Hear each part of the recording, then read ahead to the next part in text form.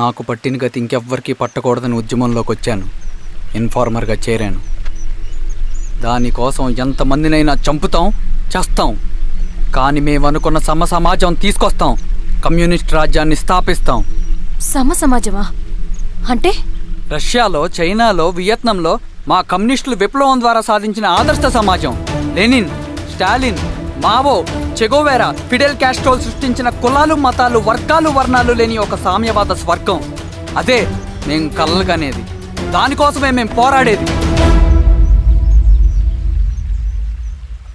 నాకు తెలిసి నాజీ పార్టీలో గోబెల్స్ తర్వాత అంత ప్రొపగాండా మీ కమ్యూనిస్టులు తప్ప ఈ ప్రపంచంలో ఎవ్వరూ చేసుండరు. ఉక్కు మనిషి స్టాలిన్, మానవీయుడు మావో, ఎర్ర జెండా వెలుగు ఇలాంటి కమ్యూనిస్టు పుస్తకాలు చదివితే ప్రపంచవ్యాప్తంగా కమ్యూనిస్టులు సాగించిన మారణ హోమాల గురించి నీకు తెలీదు రవి. స్టాలిన్ మొత్తం ఎంతమందిని చంపాడో తెలుసా? 2 కోట్ల మందిని. మనుషుల్ని చంపడంలో హిట్లర్నే మించిపోయాడు.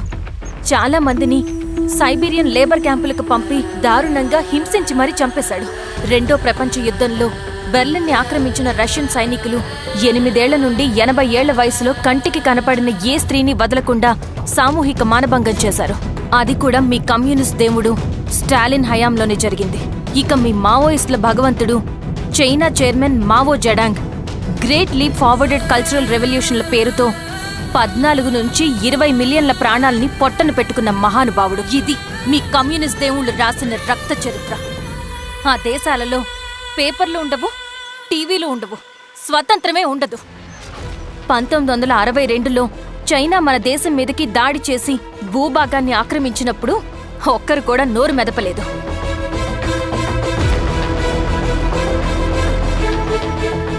కమ్యూనిస్టుల మానసపుత్రులైన మీ నక్సలైట్లు ఏమైనా తక్కువ తిన్నారా? పశ్చిమ బెంగాల్లోని నక్సల్ బరి అనే గ్రామంలో 1965లో జోతేదార్ల దౌర్జన్యానికి వ్యతిరేకంగా పుట్టిందే మీ ఉద్యమం. A for arms, B for Bengal, C for Charu Majumdar. చారు మజుందార్ చెప్పిన స్టేట్మెంట్ గుర్తుందా? వర్గశత్రువుని ఖతం చేసి వాడి నెత్తుట్లో చేతులు ముచ్చని వాడు విప్లవకారుడు ఎలా అవుతాడు? అక్కడ్నుంచి మొదలైంది మీ నక్సల్స్ హింసాకాండ. 1965 నుంచి ఇప్పటిదాకా 1,00,000 మందిని ఉద్యమం పేరుతో చంపేశారు. కేఎస్ వ్యాస్, పరదేశీ నాయుడు, ఉమేష్ చంద్ర, శ్రీపాదరావు, దుగ్గిరాల వెంకట్రావు, హైగ్రీవాచారి, బుడ్డా వెంగల్ రెడ్డి ఇలా చెప్పుకుంటూ పోతే ఎంతో మంది మీ చేతుల్లో చంపబడ్డారు. ఇంతమందిని చంపి ఏం సాధించారు మీరు? కంపెనీలు తెచ్చారా? ఉద్యోగాలు ఇప్పించారా? ఇళ్లు కట్టారా? హాస్పిటల్స్ పెట్టారా? ఏం చేశారు మీరు? You did nothing. కడితే డెవలప్మెంట్, కూల్చితే విధ్వంసం. విధ్వంసం చేశారు కానీ డెవలప్మెంట్ ఏం చేశారు మీరు? అంటే ఇన్నేళ్ల ఉద్యమంలో మేం మంచేయలేదా? లేకే, ఖచ్చితంగా చేశారు. తెలంగాణ సాయుధ పోరాటం, శ్రీకాకుళం సాయుధ పోరాటం వాళ్ల చలవే. భూస్వాములు తగ్గి కూలీ రేట్లు పెరిగాయి అంటే అది మీ చలవే. నంబూద్రిపాద్, జ్యోతి బసు, సోమనాథ్ చటర్జీ, పుచ్చలపల్లి సుందరయ్య, తరిమెల నాగిరెడ్డి, చంద్ర రాజేశ్వరరావు, నల్లా నరసింహులు ఒక్కొక్కరు ఒక్కో లెజెండ్. కానీ వీళ్ళు ప్రజానాయకులు. తుపాకీ పట్టి అడవిల్లోకి వెళ్లలేదు. ఎలక్షన్స్ లో గెలిచి ప్రజా సమస్యల్ని పరిష్కరించారు. కానీ మీరేంటి ఎలక్షన్స్ వద్దు అంటున్నారు? ఒక తుపాకీతో మనిషి ప్రాణాలు తీసే బదులు ఒక పెన్నుతో 10 మంది ప్రాణాలు కాపాడొచ్చు. మీలాంటి వాళ్ళు ఉండాల్సింది ఎర్ర జెండా నీడలో కాదు, దేశ జెండా నీడలో. చంపుకుంటూ పోతే ఒకరోజు మనకిష్టమైన వాళ్ళని కూడా చంపుకోవాల్సి వస్తుంది రవి. నా మాట విను. ఇవన్నీ వదులుకుని నాతో రా. ఈ అడవి బయట నీకు గొప్ప ఫ్యూచర్ ఉంది. రా. సంతకం పెట్టండి శిరీష. నేనెందుకు చెప్తున్నానో అర్థం చేసుకోండి. రవి, సంతకం పెట్టండి.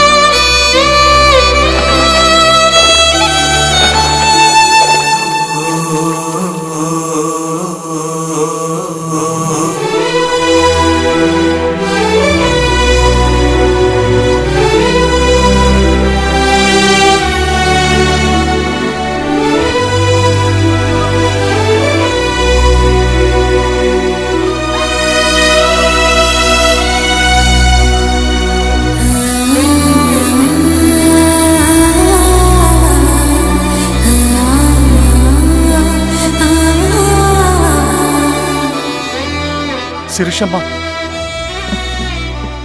నేను కొన్నాళ్ళు ఒంటరిగా ఉండాలనుకుంటున్నాను. అర్థం చేసుకోండి. అది కాదమ్మా. స్వామి, నేను నీకు కబురు పెడతాను. అమ్మా అమ్మా, హ్మ్.